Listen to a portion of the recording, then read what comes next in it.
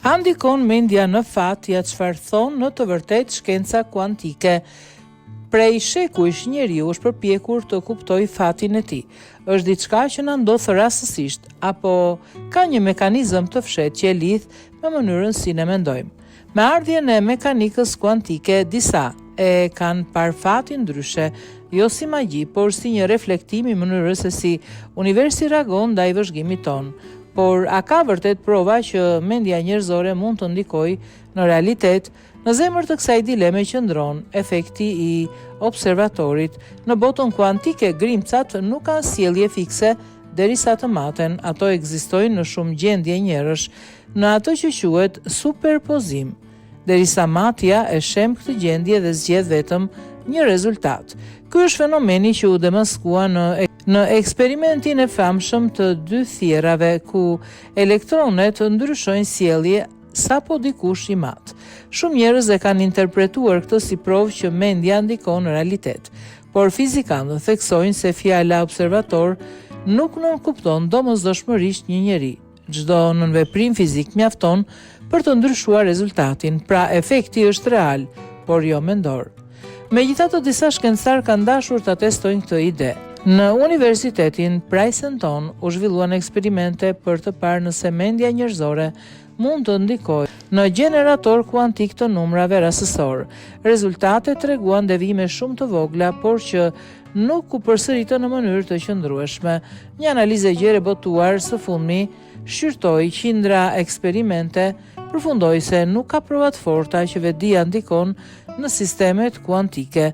Efektet që u pan ishin brenda gabimit statistikor, pra mund të ishin thjesht rastësi. Një teori tjetër interesante vjen nga fizikanti Roger Penrose dhe anestesiologu Stuart Hamerford, që propozuan se vetëdia lind nga procese kuantike brenda trurit. Sipas tyre, këto procese mund të ndikojnë në mënyrën se Një tjetër teori interesante vjen nga fizikanti Roger Penrose dhe anesteziologu Stuart Hamerford, që propozuan se vetdia lind nga procese kuantike brenda trurit. Sipas tyre, këto procese mund të ndikojnë në mënyrën si të përjetojmë realitetin, por shumica e neuroshkencëtarëve nuk janë dakord. Truri është shumë i ngrohtë dhe i lagësht për të ruajtur koherencë kuantike, pra për të mbajtur të qëndrueshme ato procese të ndryshme që ndodhin vetëm në kushtet ekstreme të laboratorëve fizik. Deri tani, asnjë provë nuk tregon që truri funksionon me kuantika. Në fund, pyetja që mbetet është, nëse mendja nuk ndikon fizikisht në realitetin, pse ndonjëherë ndjejmë se gjërat ndodhin siç i mendojmë? Psikologët e shpjegojnë këtë si një efekt i përqendrimit, perceptimit selektiv dhe rastësisht.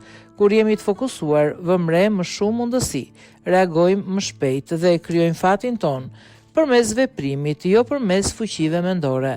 Në fund të fundit, mekanika kuantike nuk e përjashton misterin e ekzistencës, por as nuk i jep mendje pushtetit magjik.